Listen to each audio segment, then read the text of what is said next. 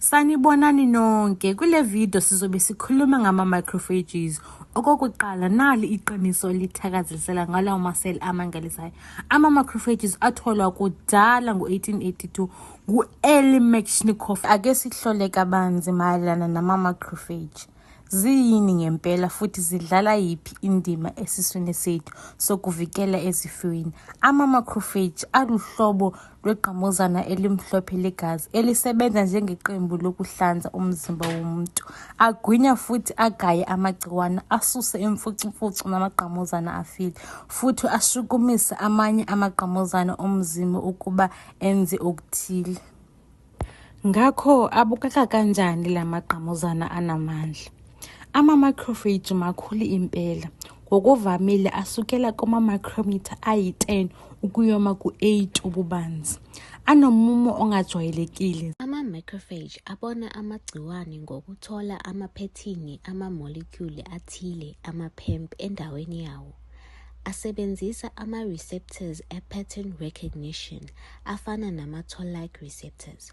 Uma icushiwe ngama-signali avela kuma-T-cell, ama-macrophage agwinya ama-bacteria ngokusebenzisa i-phagocytosis yakhe i-phagosome ehlangana ne-lysosome ukuze iphule amagciwane. Ikhipha umoya-mpilo osebenzayo nezinhlobo ze-nitrogen ukuze ucekele phansi amagciwane.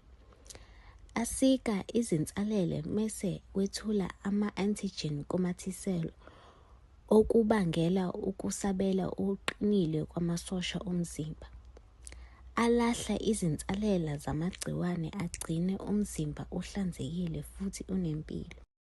Ama-macrophage angabadlali becembu kokugcina. Baxhumana namanye amaseli ngezimpawu zamakhemikhali kanye nokuxhumana okuqondene.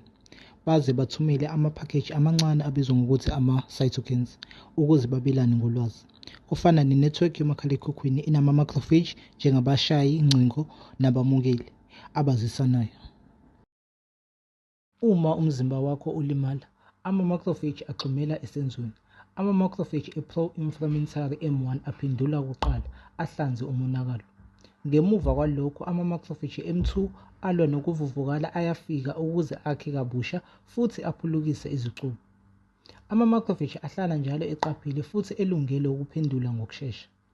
Ngokusebenzisana, ama-macrophage asiza ukubuyisela impilo yezicubi futhi akhuthaze ukululama. Sengiphetha, ama-macrophage angabavikeli ababalulekile emasosheni ethu omzimba.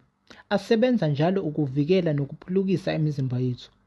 Ikhono labo lokuzivumelanisa nezimo nokwenza imisebenzi ehlukahlukene ligqamisa ukubaluleka kwazo ekugcineni impilo zethu. Ukuqonda ama-macrophage kusinikeza ulwazi olujulile ngobunkimbinkimbi nokusebenza kahle kwamasosha omzimba wethu. Ukubonisa impi eqhubekayo nenamandla emzimbeni yethu yokusigcina siphephile futhi sinempilo. Siyabonga.